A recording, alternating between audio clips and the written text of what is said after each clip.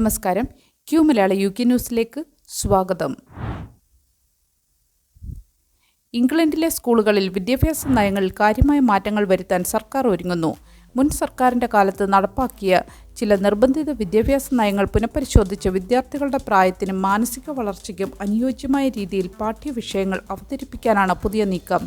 കുട്ടികളുടെ മാനസികവും സാമൂഹികവുമായ വളർച്ചയെ പരിഗണിച്ച് പഠന രീതികളിൽ മാറ്റം വരുത്തണമെന്ന വിവിധ സംഘടനകളുടെയും അധ്യാപകരുടെയും ആവശ്യങ്ങൾ ഇതിന് പിന്നിലുണ്ട്. പ്രധാനമായും സ്കൂൾ ജീവനക്കാർക്ക് അലർജി അവബോധ പരിശീലനം നിർബന്ധമാക്കാൻ സർക്കാർ പദ്ധതിയിടുന്നു. ഭക്ഷണ അലർജി പോലുള്ള അടിയന്തര ആരോഗ്യ പ്രശ്നങ്ങൾ ഉണ്ടാകുമ്പോൾ എത്രയും പെട്ടെന്ന് തിരിച്ചറിഞ്ഞ് പ്രഥമ ശുശ്രൂഷ നൽകാൻ സ്റ്റാഫിനെ സജ്ജരാക്കുക എന്നതാണ് ഇതിൻ്റെ ലക്ഷ്യം. അലർജിയുടെ ലക്ഷണങ്ങൾ തിരിച്ചറിയാനും എപ്പിപെൻ ഉപയോഗിക്കാനും കുട്ടികളുടെ ആരോഗ്യ സുരക്ഷ ഉറപ്പാക്കാനും പരിശീലനം വഴി മാർഗനിർദ്ദേശങ്ങൾ നൽകും. ഇത് സ്കൂളുകളിൽ അലർജി മൂലമുള്ള അപകടങ്ങൾ കുറയ്ക്കാനും സുരക്ഷിതമായ പഠനാന്തരീക്ഷം സൃഷ്ടിക്കാനും സഹായിക്കുമെന്ന് അധികൃതർ അറിയിച്ചു. വിദ്യാഭ്യാസ വിദഗ്ധർ ഈ നീക്കത്തെ സ്വാഗതം ചെയ്യുമ്പോൾ ചില സ്കൂളുകളുടെ സ്വാതന്ത്ര്യത്തെ ഇത് ബാധിക്കുമോ എന്ന ആശങ്കയും പ്രകടിപ്പിക്കുന്നുണ്ട്. UK കുടിയേറ്റ നിയമം കർശനമാക്കുന്നു. PR status പുനഃപരിശോധിക്കും. UKയിലെ കുടിയേറ്റ നിയമങ്ങൾ കൂടുതൽ കർശനമാക്കാനുള്ള തീരുമാനം ഹോം സെക്രട്ടറി ഷബാന മഹ്മൂദ് പ്രഖ്യാപിച്ചു. ഇത് തൊഴിൽ അല്ലെങ്കിൽ പഠനത്തിനായി വരുന്നവരുടെ PR സ്റ്റാറ്റസിനെ ബാധിക്കും. നിലവിൽ PR ലഭിക്കാൻ 10 വർഷം കാത്തിരിക്കേണ്ടതുണ്ട്. കൂടാതെ ഉയർന്ന നിലവാരത്തിലുള്ള ഇംഗ്ലീഷ് ഭാഷാ പ്രാവീണ്യം തെളിയിക്കണം. കാലാകാലങ്ങളിൽ PR സ്റ്റാറ്റസ് പുനഃപരിശോധിക്കപ്പെടും. ഫലം അനുസരിച്ച് തുടരാമോ അല്ലയോ എന്ന് നിശ്ചയിക്കും. ഇത് നിലവിലെ കുടിയേറ്റക്കാരെയും ബാധിക്കും. അഭയാർത്ഥികളെ എപ്പോഴും തിരിച്ചയക്കാനുള്ള അധികാരവും സർക്കാരിനുണ്ടാകും. സർക്കാർ വിദേശികളുടെ തൊഴിൽ കയ്യേറ്റം തടയാനും വൈദഗ്ധ്യമുള്ളവരെ മാത്രം പ്രോത്സാഹിപ്പിക്കാനും ഉദ്ദേശിക്കുന്നു. ഈ നടപടികൾ UKയിലെ തൊഴിൽ വിപണിയെ സംരക്ഷിക്കുകയും സ്ഥിരത ഉറപ്പാക്കുകയും ചെയ്യും. എന്നാൽ ഇത് കുടിയേറ്റക്കാർക്ക് വലിയ വെല്ലുവിളികൾ സൃഷ്ടിക്കും. നിയമപരിഷ്കാരങ്ങൾ പ്രാവർത്തികമാക്കാനുള്ള കർമ്മപദ്ധതി വിശദമായി ആസൂത്രണം ചെയ്തിരിക്കുന്നു. ഉദാഹരണമായി ഭാഷാ പരീക്ഷകൾ കർശനമാക്കി വിസ നിയമങ്ങൾ പരിഷ്കരിക്കും. ഈ മാറ്റങ്ങൾ UKയുടെ സാമ്പത്തിക വളർച്ചയ്ക്ക് ഗുണകരമാകുമെന്ന് അധികൃതർ അവകാശപ്പെടുന്നു. പക്ഷേ അന്താരാഷ്ട്ര സമൂഹത്തിൻ്റെ പ്രതികരണം നിരീക്ഷിക്കേണ്ടതുണ്ട്. കുടിയേറ്റ നിയന്ത്രണങ്ങൾ ശക്തമാകുന്നതോടെ പ്രവാസികൾക്ക് കൂടുതൽ ജാഗ്രത വേണം.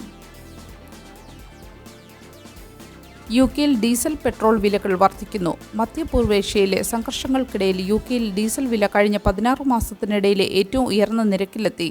റോയൽ ഓട്ടോമൊബൈൽ ക്ലബിൻ്റെ ഫ്യൂൽ വാച്ചിൽ നിന്നുള്ള ഏറ്റവും പുതിയ കണക്കുകൾ പ്രകാരം ഡീസലിന് ലിറ്ററിന് 6 പെൻസ് വർദ്ധിച്ച് ശരാശരി 148.35 പെൻസായി. പെട്രോൾ വിലയിലും വർധനവ് രേഖപ്പെടുത്തിയിട്ടുണ്ട്. പെട്രോളിന് ലിറ്ററിന് 4 പെൻസ് വർദ്ധിച്ച് ശരാശരി 136.53 പെൻസായി. ഒരു സാധാരണ 55 ലിറ്റർ ഫാമിലി കാറിൽ ഫുൾ ടാങ്ക് ഇന്ധനമടിക്കുമ്പോൾ ഡീസൽ ആണെങ്കിൽ 3.30 പൗണ്ടും പെട്രോൾ ആണെങ്കിൽ 2 പൗണ്ടും അധികമായി നൽകേണ്ടി വരും. ആഗോള എണ്ണ വിപണിയിലെ അസ്ഥിരതയാണ് വില വർധനവിന് പ്രധാന കാരണം. കഴിഞ്ഞ വ്യാഴാഴ്ച ബാരലിന് $85 ബ്രെന്റ് ക്രൂഡ് ഓയിലിൻ്റെ വില വെള്ളിയാഴ്ച $88 ഉയർന്നിരുന്നു. 2024 വേനൽക്കാലത്തിന് ശേഷം ഇതാദ്യമായാണ് ഇത്രയും വലിയ വില വർധനവ് ഉണ്ടാകുന്നത്. ആഗോള സാഹചര്യം ഇനിയും വഷളായേക്കുമെന്നും ഇത് ഇന്ധനവിലയെ കൂടുതൽ ബാധിക്കുമെന്നും ഈ രംഗത്തുള്ളവർ മുന്നറിയിപ്പ് നൽകുന്നു. ഗ്ലാസ്ഗോ സെൻട്രൽ സ്റ്റേഷനിലെ വൻ തീപിടുത്തം. കെട്ടിടം ഭാഗികമായി തകർന്നു. സ്കോട്ട്ലൻഡിലെ ഏറ്റവും തിരക്കേറിയ റെയിൽവേ സ്റ്റേഷനായ ഗ്ലാസ്ഗോ സെൻട്രൽ സ്റ്റേഷന് സമീപമുള്ള കെട്ടിടത്തിലെ വൻ തീപിടുത്തമുണ്ടായി. ഞായറാഴ്ച ഉച്ചയോടെ യൂണിയൻ സ്ട്രീറ്റിലെ ഒരു വേപ്പ് കടയിൽ നിന്നാണ് തീ ആരംഭിച്ചത്. മണിക്കൂറുകൾക്കുള്ളിൽ തീ പടർന്ന് വിക്ടോറിയൻ കാലഘട്ടത്തിലെ കെട്ടിടം ഭാഗികമായി തകർന്നു വീണു. തീപിടുത്തത്തെ തുടർന്ന് സ്റ്റേഷനിലെ ഹൈ ലെവൽ വഴിയുള്ള എല്ലാ ട്രെയിൻ സർവീസുകളും നിർത്തിവെച്ചു. സ്റ്റേഷൻ അനിശ്ചിതകാലത്തേക്ക് അടച്ചിട്ടിരിക്കുകയാണ്. അപകടത്തിൽ ആളപായം റിപ്പോർട്ട് ചെയ്തിട്ടില്ല. വലിയ തോതിലുള്ള അഗ്നിശമന സേനാംഗങ്ങളും വാഹനങ്ങളുമാണ് സ്ഥലത്ത് തമ്പടിച്ചിരിക്കുന്നത്. അൻഡ്രെയിൻ കെട്ടിടത്തിന് കാര്യമായ നാശനഷ്ടം സംഭവിച്ചിട്ടില്ലെന്ന് റെയിൽവേ അധികൃതർ അറിയിച്ചു. തീ അണയ്ക്കുന്നതിനുള്ള ശ്രമങ്ങൾ തുടരുകയാണെന്ന് കെട്ടിടത്തിലുണ്ടായിരുന്ന sexy coffee, willow hair salon തുടങ്ങിയ സ്ഥാപനങ്ങൾ പൂർണ്ണമായും കത്തിനശിച്ചു. സ്റ്റേഷനിലെ വോക്കോ ഗ്രാൻഡ് സെൻട്രൽ ഹോട്ടലിൽ നിന്ന് യാത്രക്കാരെ ഒഴിപ്പിച്ച് മറ്റൊരു ഹോട്ടലിലേക്ക് മാറ്റി. തിങ്കളാഴ്ച രാവിലെ സ്റ്റേഷൻ തുറന്നു പ്രവർത്തിക്കില്ലെന്നും യാത്രക്കാർക്ക് യാത്രാ നിയന്ത്രണങ്ങൾ ഉണ്ടാകുമെന്നും റെയിൽവേ അധികൃതർ അറിയിച്ചു. വെയ്റ്റ് ലോസ് ഇഞ്ചക്ഷനുകളുമായി ബന്ധപ്പെട്ട് 2 മരണങ്ങൾ റിപ്പോർട്ട് ചെയ്തു. ഭാരക്കുറവിനായി ഉപയോഗിക്കുന്ന കുത്തിവയ്പ്പുകളുമായി ബന്ധപ്പെട്ട് 2 മരണങ്ങൾ സംഭവിച്ചതായി സംശയം. ഇത് സംബന്ധിച്ച റിപ്പോർട്ടുകൾ ഔഷധങ്ങളുടെ സുരക്ഷ ഉറപ്പാക്കുന്ന സർക്കാർ ഏജൻസിക്ക് ലഭിച്ചു. കഴിഞ്ഞ 2 വർഷത്തിനിടെ GLP-1 മരുന്നുകളുമായി ബന്ധപ്പെട്ട് നോർത്തേൺ അയർലൻഡിൽ നിന്ന് സമർപ്പിച്ച 500-ലധികം സംശയാസ്പദമായ പ്രതികൂല മരുന്ന് പ്രതികരണ റിപ്പോർട്ടുകൾ ഉൾപ്പെട്ടതാണ് ഈ 2 മരണങ്ങളും. വിഗോവി, മോഞ്ചാരോ തുടങ്ങിയ ബ്രാൻഡുകളിൽ വിപണനം ചെയ്യുന്ന ഈ മരുന്നുകൾ UK-യിൽ ഭാരം കുറയ്ക്കാനും പ്രമേഹം ചികിത്സിക്കാനും വ്യാപകമായി ഉപയോഗിക്കുന്നുണ്ട്. എന്നാൽ ഒരു മരുന്നിൻ്റെ പ്രതികരണം കാരണം മരണം സംഭവിച്ചുവെന്ന് ഉറപ്പുവരുത്താൻ കഴിയില്ലെന്ന് ഔഷധ ഏജൻസിയായ MHRA വ്യക്തമാക്കി. മറ്റ് രോഗങ്ങളോ ആകസ്മികമായ കാരണങ്ങളോ ആകാം മരണങ്ങൾക്ക് പിന്നിലെന്ന് അവർ കൂട്ടിച്ചേർത്തു. മരിച്ചവരിൽ ഒരാൾ 40കളിലും മറ്റൊരാൾ 60കളിലുമുള്ള സ്ത്രീയും പുരുഷനുമാണെന്ന് റിപ്പോർട്ടുകൾ സൂചിപ്പിക്കുന്നു. ഇതിൽ ഒരാൾ മോഞ്ചാരോയും മറ്റൊരാൾ ഒസെംപിക്, വെഗോവി ബ്രാൻഡുകളിൽ ലഭ്യമായ മരുന്നുമാണ് ഉപയോഗിച്ചതായാണ് വിവരം. GLP-1 മരുന്നുകൾ ഉപയോഗിക്കുന്നതിലൂടെ പാൻക്രിയാസിന് ഉണ്ടാകുന്ന വീക്കം സംബന്ധിച്ച മുന്നറിയിപ്പുകളും നേരത്തെ നൽകിയിരുന്നു. ഈ മരുന്നുകളുടെ ഉപയോഗം കൂടുന്നതനുസരിച്ച് ഇതുമായി ബന്ധപ്പെട്ട റിപ്പോർട്ടുകളും വർദ്ധിച്ചു വരുന്നുണ്ട്.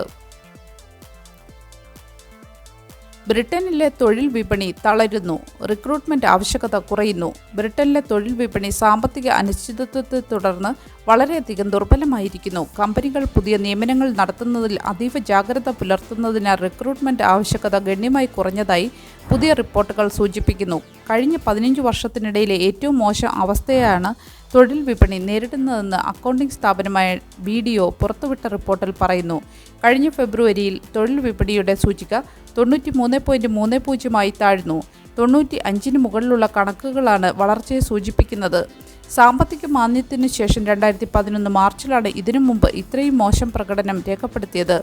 2025-ന്റെ അവസാന പാദത്തിൽ UK-യിലെ തൊഴിലില്ലായ്മ 5.2% ഉയർന്നിരുന്നു. ഇത് കഴിഞ്ഞ 5 വർഷത്തിനിടയിലെ ഏറ്റവും ഉയർന്ന നിരക്കാണ്. KPMG, REC എന്നിവർ പുറത്തിറക്കിയ റിപ്പോർട്ടും സമാനമായ വിവരങ്ങളാണ് നൽകുന്നത്. സ്ഥിര നിയമനങ്ങളുടെയും താൽക്കാലിക ജീവനക്കാരുടെയും ആവശ്യം ഫെബ്രുവരിയിൽ കുറഞ്ഞെങ്കിലും ചില സ്ഥിരതയുടെ സൂചനകളും കാണുന്നുണ്ട്.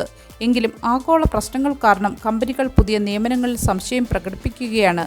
എഞ്ചിനീയറിംഗ് മേഖലയിൽ മാത്രമാണ് സ്ഥിര നിയമനങ്ങളിൽ നേരിയ പുരോഗതി രേഖപ്പെടുത്തിയത്. വ്യക്തിഗത അലവൻസ് വർദ്ധിപ്പിക്കാം. 20,070 പൗണ്ട് വരെ നികുതിയില്ലാതെ സമ്പാദിക്കാം.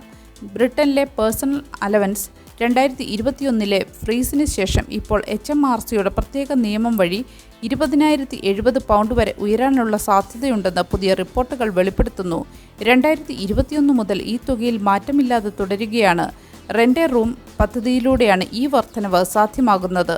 നിങ്ങളുടെ വീട്ടിലെ ഒരു മുറി വാടകയ്ക്ക് നൽകുമ്പോൾ ലഭിക്കുന്ന വരുമാനത്തിന് പ്രതിവർഷം 7,500 പൗണ്ട് വരെ നികുതി നൽകേണ്ടതില്ല. ഈ തുക നിലവിലുള്ള 12,570 പൗണ്ടിനോടൊപ്പം ചേരുമ്പോൾ ആകെ 20,070 പൗണ്ട് വരെ നികുതിയില്ലാതെ സമ്പാദിക്കാൻ കഴിയും. ഈ പദ്ധതിയുടെ ആനുകൂല്യം ലഭിക്കുന്നതിന് നിങ്ങൾ താമസിക്കുന്ന വീട്ടിലെ മുറി മാത്രമേ വാടകയ്ക്ക് നൽകാവൂ.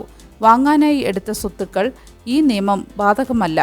വാടകയായി ലഭിക്കുന്ന വരുമാനം 7,500 പൗണ്ടോ അതിൽ കുറവോ ആണെങ്കിൽ നിങ്ങൾ അത് സ്വയം നികുതി റിട്ടേണിൽ ഉൾപ്പെടുത്തിയാൽ മതിയാകും. ഇതിലൂടെ നികുതി ബാധ്യത ഗണ്യമായി കുറയ്ക്കാൻ സാധിക്കും. നല്ലൊരു ദിവസം ആശംസിച്ചുകൊണ്ട് ഈ വാർത്താ ബുള്ളറ്റിൻ ഇവിടെ പൂർണ്ണമാകുന്നു. എല്ലാ ദിവസവും Q മലയാള UK ന്യൂസിൽ നിന്നുള്ള വാർത്താ അപ്ഡേറ്റുകൾക്കായി കാത്തിരിക്കുക. നോട്ടിഫിക്കേഷനുകൾ ലഭിക്കുന്നതിന് ബെല്ലൈക്കൺ എനേബിൾ ചെയ്യണമെന്നും ഫേസ്ബുക്ക്, ഇൻസ്റ്റാഗ്രാം, യൂട്യൂബ് എന്നിവയിലൂടെ Q മലയാള UK ന്യൂസ് ഫോളോ ചെയ്യണമെന്നും അഭ്യർത്ഥിക്കുന്നു.